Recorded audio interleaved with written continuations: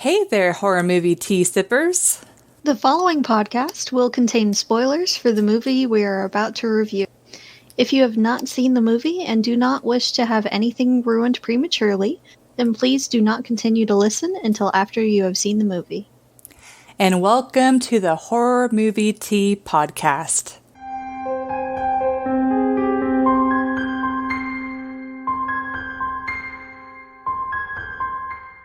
I am so excited, you guys. We actually have our first podcast guest. Welcome, Viano. We have been talking about having you on our podcast forever. We're excited to have you here. Yes. It's about time. So for those who don't know, this is pretty much our 1 year anniversary podcast. I believe our 1 year anniversary is technically this Friday, but we're like, whatever, it's the week of, close enough. Yeah. We have, of course, our guest star for this episode, and then we'll also have him on our live stream on Saturday, so keep an eye out for that. And we have a seasoned podcaster on our show, so because you started podcasting like a year or 2 years before us. Oh, it was about a year before y'all. A year. Yeah, but Lightly salted. yeah, but I'm sure our format probably seems a lot more informal than what you normally do. But anyways, Format? yeah, that's true. Off to tea. So I'll start us off. I'm so excited because I've been wanting to try the oh crap, what brand is it? Bigelow. The Bigelow cold tea infusions forever, and I got it for Christmas, and so I am drinking the watermelon cucumber mint iced tea, and it's pretty tasty. That one's pretty good. Yes. So I am drinking Brutality's Night of the Living Red Apple. Oh, perfect. Very appropriate. Yeah. And it has red rooibos, apple pieces, cinnamon bark, natural apple, cinnamon, and caramel flavors. Ooh, that sounds... Oh. Yes. I think you got me that one too.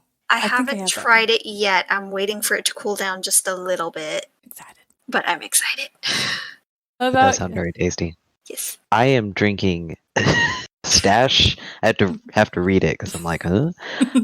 Stash Premium Vanilla Nut Cream Decaf Tea with honey to soothe my throat because I woke up early this morning and decided let's do some hardcore rock vocals, and now my throat hurts. So... A bad day to do it. Choices were made. Choices were made. Mistakes as well. While you guys are sipping away, so today we are doing Bearing the X. And, oh, you like it? It's delicious. Ooh, yay. Yes. Is it, like, on the scale of, like, how good is the tea? Dude, 10 out of 10. It's like a caramel apple. It's delicious. Ooh, okay. I can't wait. It's good. Mm-hmm. But anyways, so the summary of Bearing the X is a person who is super into horror, like he even works at a horror store, makes a wish with his girlfriend that they'll always be together, and this devil genie thing fulfills that by bringing his girlfriend back from the dead after she gets killed from getting hit by a bus. And the fun part is the girlfriend is an extreme narcissist. So It's an abusive relationship. Yeah. Yeah. But, so entertainment. Can I make one really small critique? They didn't even actually make a wish, because all they said was, promise we'll be together forever and always. I think the girlfriend said at one point, I wish we could always be like this. I did hear I wish, but it was pretty shoddy. Subtle. Yeah, so subtle that I must have missed it, because like all I heard was like promise and promise and promise. Uh-huh. and then Genie's like, "That's close enough." I mean, they were like in the middle of a casual conversation, so the genie very much was like, close enough. But entertainment, like, this movie is definitely entertaining, but it's also frustrating because you hate the girlfriend. Like, you want, like, as soon as she came on screen, we're like, when is she gonna die? like, please kill her. The first 15 seconds, hate her. Yeah. Yep. And then, Literally. and then of course, whenever she like comes back from the dead, she's like even worse. And we're like, when is she gonna die again?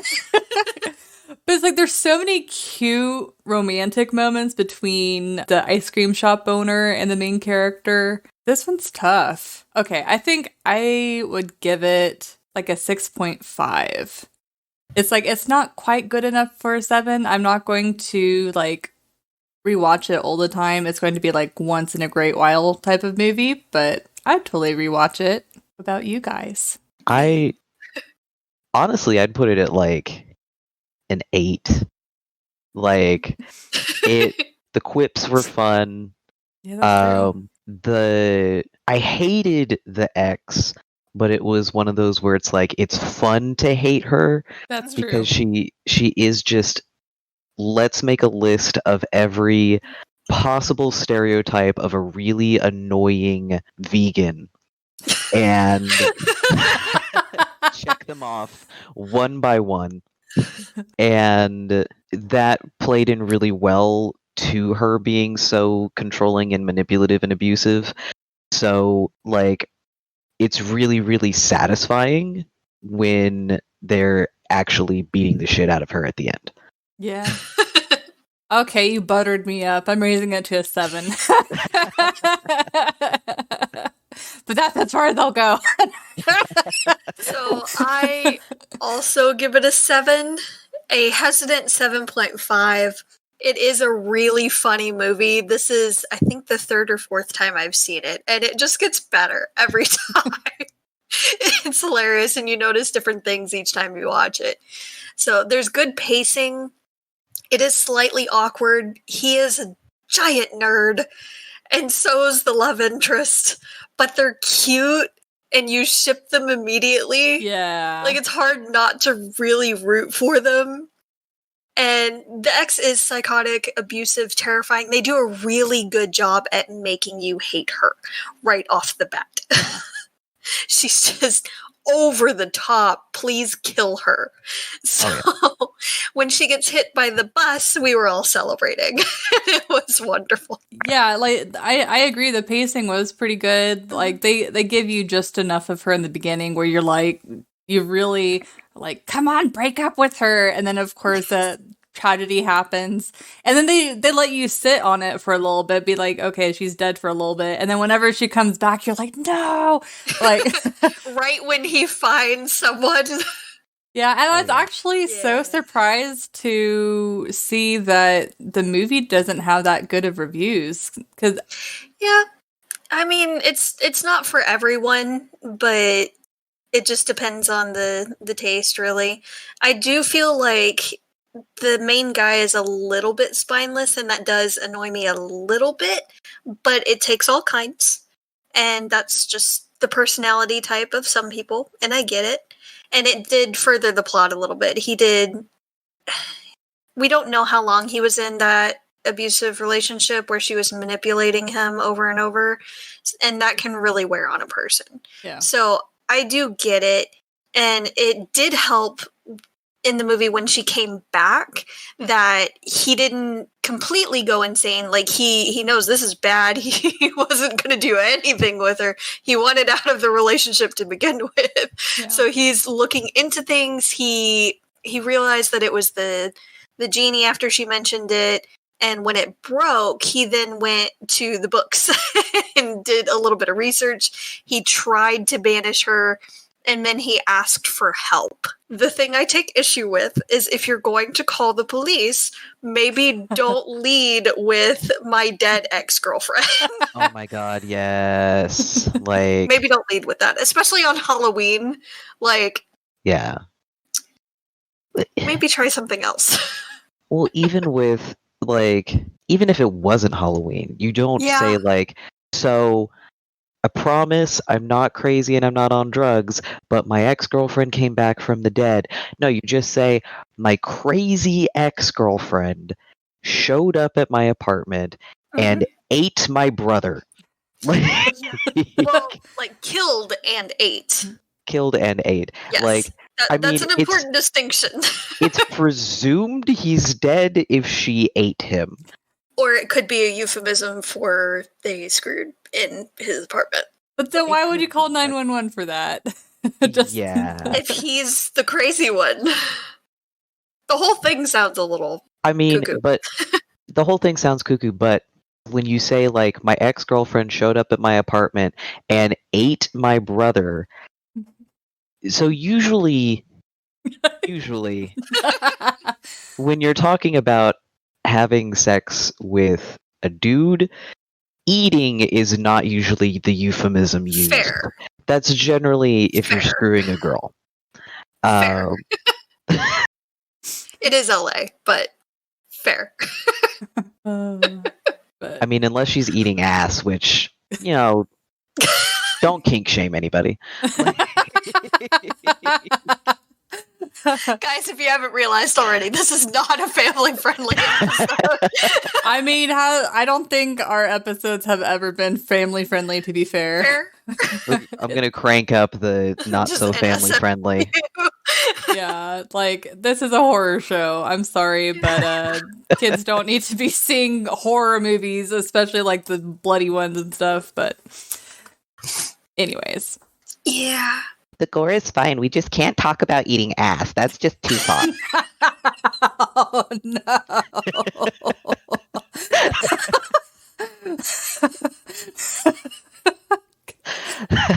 I feel like we need a shirt now that says that. or a tea mug. We can start off our episodes with that. I knew this was a good idea. On one side of the mug, it says the gore is fine. On the other side, it says you just can't talk about eating ass.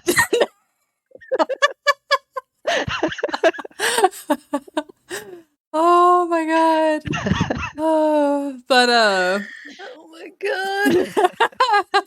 But I do think, though, overall, like, the director knew what he was doing. I didn't get any feeling of that they were kind of losing sight of the focus of the film or anything like that, like we are with this podcast. They weren't all over the place. They had a clear objective, good pacing. They didn't really stray from the plot or anything. Yeah, I really don't have too many complaints. It's like the main thing is, like, if you hate being annoyed at, like, particular characters or, like, hating them, then this movie would definitely drive you nuts. Or the cringe when they're being really awkward, the couple, lots of the cringe. couple that you ship and that you're rooting for. I'll be with honest. How awkward they are. I'll be honest, like, to me, like, from my perception, their awkwardness level wasn't too bad. I've seen way more awkward, that where it's just like full blown cringe, like anything that Michael Cera's in, and just any of those like teenage comedies. Like, that's cringe awkwardness. This is adult awkwardness, which is less cringy than teen awkwardness. Yeah. It was a bit adorable. Yeah. Most of the time. I totally agree. But yeah, this was a really fun movie. And we were talking about this before we started recording, that there's really not too many super scary horror movies for Valentine's Day.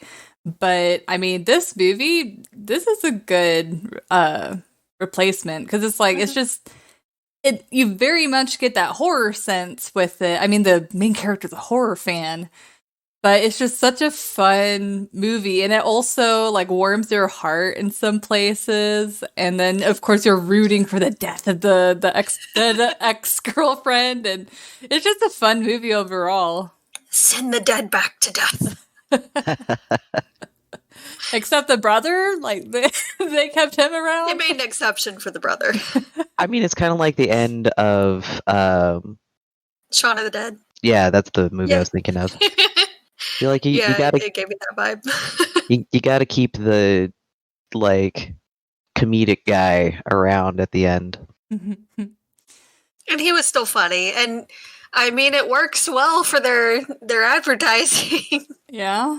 It's on brand. Yeah, Yeah. definitely on brand there. I love the names that they gave everything. Oh, The yeah. ice cream shop was called Ice Cream, Yeah. I loved it. It's and so then cute. at the end they call it Max and Olivia's crematorium. That's amazing. Yeah. Come It's on, the adorable. puns were on point in this movie. Yeah. Oh yeah. It was awesome. But And I remember seeing in the reviews like they mentioned that it was either the director or the producer from Gremlins. oh.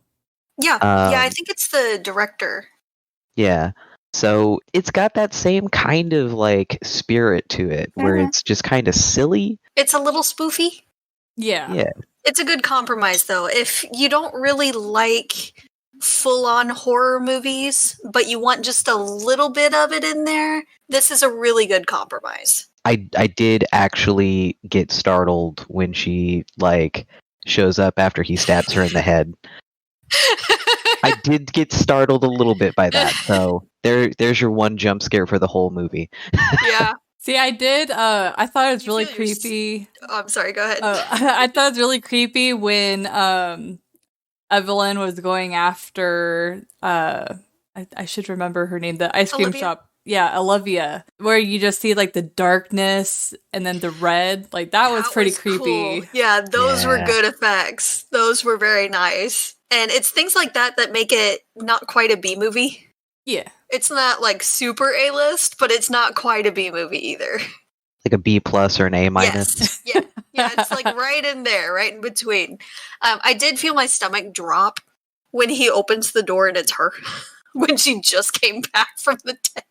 He had just had a really nice moment with Olivia, and they're like, you know what? Let's just say our goodnights so it doesn't go too far too soon, and it'll be fine. And he opens the door hoping that it's her still, and then he sees Evelyn. Yeah. Just all the bad feelings come back. Yeah. You felt for him. Was there anything else you want to add before we move on to realism? I don't think I had anything else for entertainment. How about you, V? I just found them like a lot of the characters very relatable, Yes. except for Evelyn. Yeah. Fuck Evelyn. Yeah, the only thing that related to her is that she's like planet conscious, but Yeah. Yeah. she was such a unlikable person. I just Such a freaking bitch about it. Yeah. Yeah, no. So for realism, what would y'all give it? well, putting aside the Suspend fact reality yeah. for the zombie. Yeah.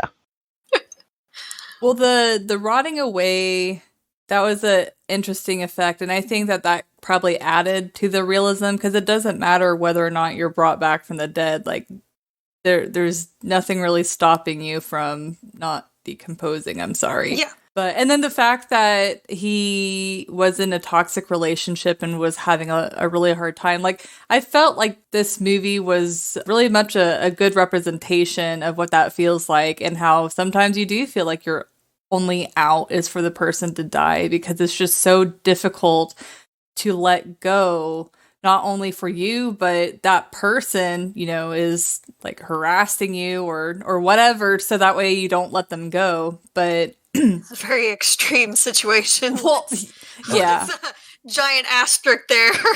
Well, but I mean, horror movies are a representation Yeah, it is. of Yeah. events and fears and stuff like that. And this is a good representation of being stuck in a really, like, not a physically abusive relationship, but a very bad, like, emotionally abusive relationship. It's like, it's borderline, like, you know, other people can tell that she's a bitch, but they are not outright being like, you need to break up with her because it's a little bit harder to see how that impacts a person. But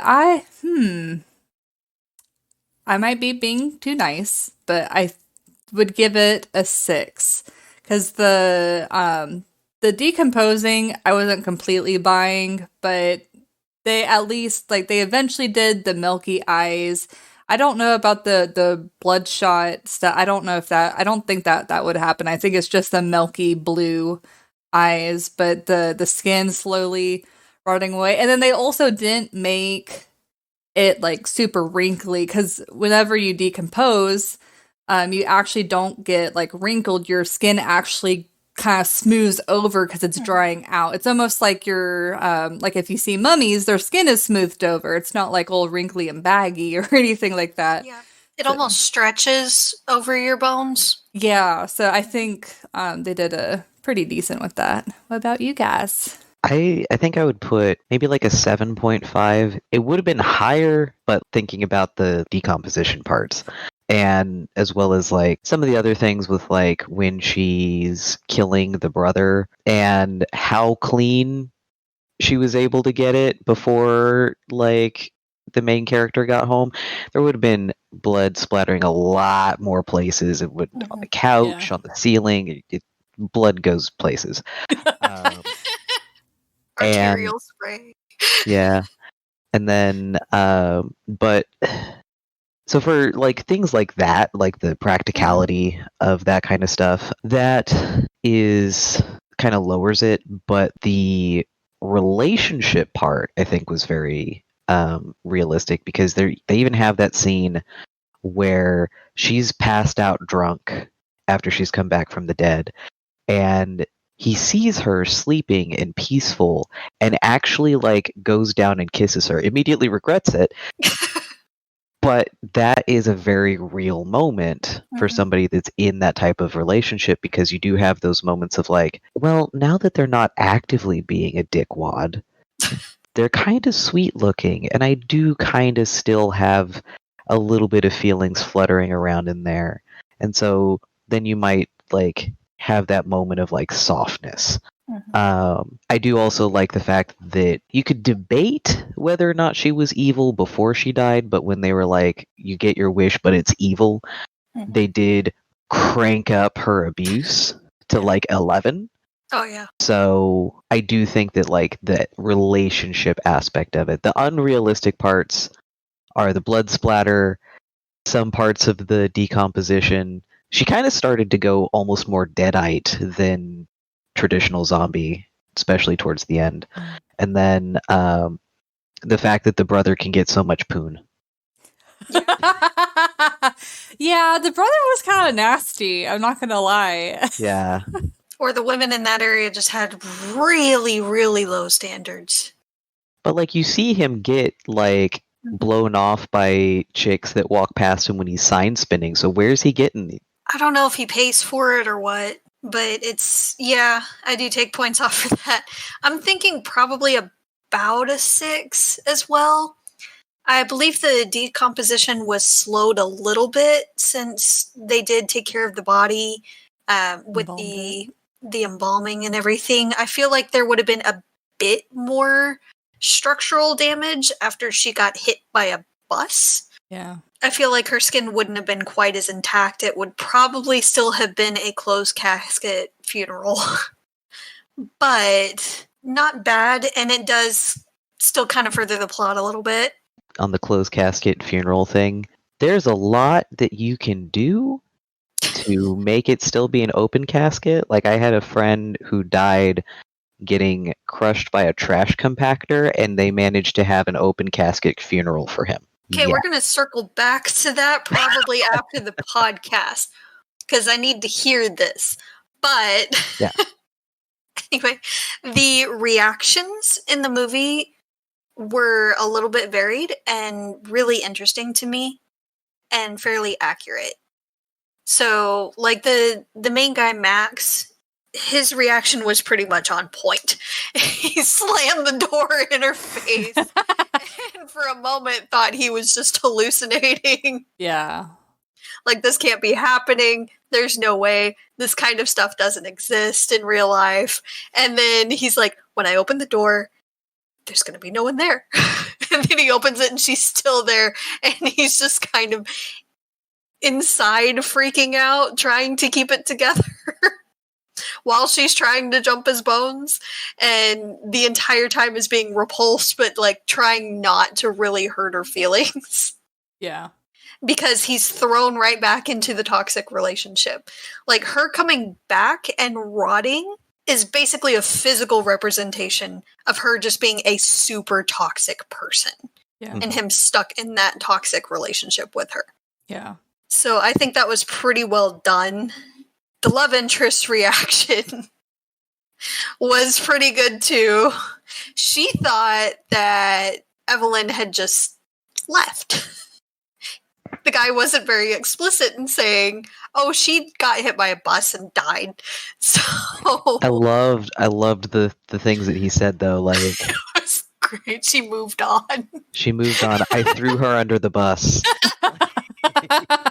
Yeah, the movie has some really good lines. It was great. And his reaction to her death, I think, was pretty accurate too. He had been in that relationship for a while, and he was going to break up with her. And for her to die after he called her to that park, all that guilt he must have been feeling. Like, yeah, he wanted her out of his life, but he didn't necessarily wish her to die. Yeah. So he was feeling guilty and upset. And so just sitting in that apartment, everything unchanged, and not taking care of himself, I feel like would be pretty accurate. Yeah, it's like, it doesn't matter how toxic a relationship is. If they die, it's still emotions that you go through. It's kind of like, it's only until after you've kind of come to terms with their death that you're like, oh, yeah, they really were toxic. And then you kind of move on from there. It's like you almost have to move on like 2 different times. Yeah. You have to grieve 2 different ways, their death and the time spent with them as well. Yeah. So you have to move on in both senses. And I think the movie did a pretty decent job portraying a lot of that. I do think that the smell alone should have been portrayed a little bit more. They had flies going around like a halo. They had one fly a few days after she came back. And then they added a second one toward the end. Like almost at the very end. So I feel like there would have been more. Honestly, his landlord should have come knocking like Yes. the day after of like, what is that stench? Yeah. Well, and the neighbors.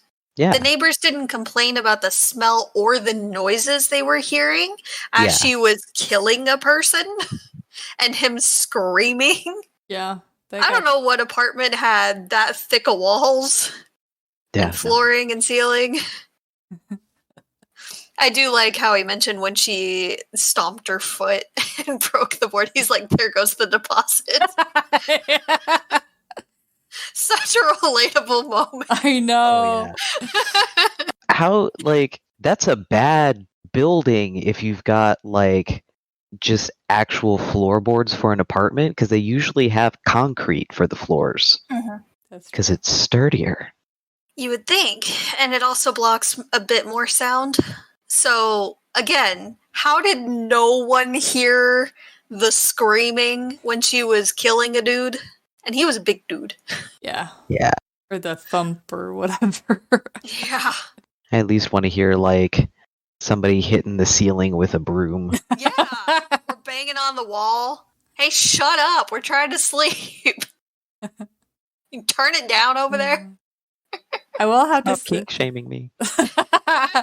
I will have to say, and I guess I should have said this in the entertainment, I really love the transition of whenever he is grieving his dead ex-girlfriend, how you see the plant just like slowly die.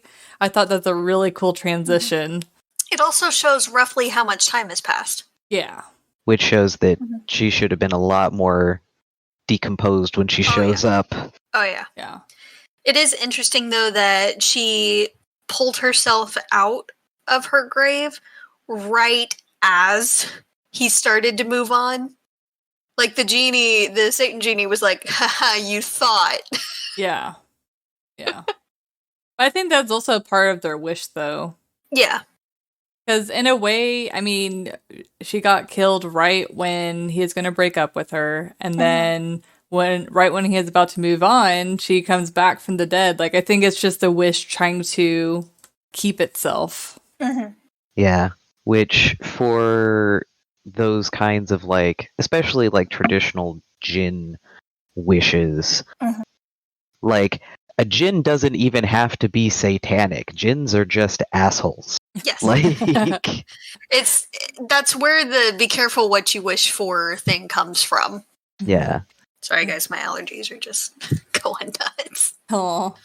Well, Yeah. Is there anything else you guys wanted to add to the realism scale? There's nothing I can Yes. Okay. Yes. When he called the police department that first time he tried to call them for help, they wouldn't have just hung up immediately. They would have told him, sir, prank calls are very bad. They tie up the lines for people that have real emergencies. If you continue to do this, then there will be consequences, kind of thing. And also when he goes to the police department, in LA, there is one cop that was in the bathroom and nobody else. Yeah, that's true. Now, that cop, I would like to point out, he was the neighbor in the Gremlins. Oh. The one with the tractor that was telling the kid, it's Gremlins. It's a real life gremlin. So that little cameo was nice. Yeah. Well, I also have heard, though, that depending on the type of prank phone call, like if they're essentially faking that something is happening, they'll still send an officer over there, but the officer will give them a citation. Yeah. Well, it was fun having a guest on the podcast. Where can people find you? People can find me if they like podcasts at transfieldguide.com. My podcast is specifically about trans people, trans needs, trans health, and things of that nature, as well as straying into a little bit more other LGBT stuff. And then if you like reading, you can find me at writtenbyldcarson.com. That's where you can find all of my books under my pen name, LD Carson. I do have to say, too, that even if you're not trans, that podcast is very educational. I've been able to hear viewpoints that I've either been too nervous or a little bit too personal to ask for. And so it's really, I don't know, it's been very enlightening, but in a very positive way. And then, of course, your books. It's like I started reading your first book, but I haven't read the rest. I'm sorry. But it was good with what I read. My heart, it breaks. You don't care at all. But there's a lot of good information in those podcasts, guys, and the books are really fun to read. So please, please, please go check out his stuff. Yeah. And this is coming out right before our live stream. V will be joining us on our live stream this Saturday at 7 p.m. on twitch.tv. So please join us. If you can't make it, guys, remember we do always post the live stream in parts on our YouTube. So don't forget to subscribe and like our channel so that you see those notifications, hit that bell, and you'll be able to see those when they come out. We usually post those on Fridays. If you guys have any other recommendations or anything, please let us know. Until the next time, guys, stay safe and stay spoopy. Bye! Bye.